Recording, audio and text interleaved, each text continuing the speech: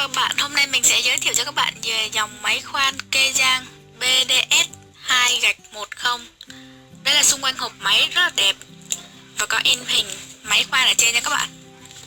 Bây giờ chúng ta sẽ đi xem coi bên trong hộp có gì nha. Bên trong hộp sẽ có một sách hướng dẫn sử dụng. Và thành phần không thể thiếu của chúng ta đó là máy khoan Kejang BDS2-10.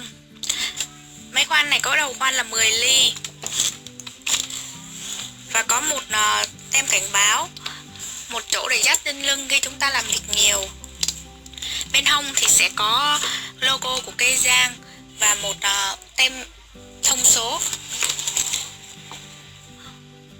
Dòng điện là 220V tới 230V. Công suất là 350W. Tốc độ là 1700 vòng trên phút. Ở dưới máy thì chúng ta sẽ thấy là có một công tắc.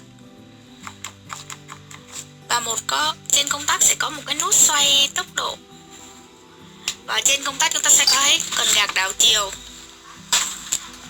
Ở cuối máy thì chúng ta sẽ thấy một khóa đầu khoan đi kèm theo máy. Tôi vừa giới thiệu cho các bạn xong về dòng máy khoan Kejang DBS2-10. Cảm ơn các bạn đã coi video của tôi và hẹn gặp lại.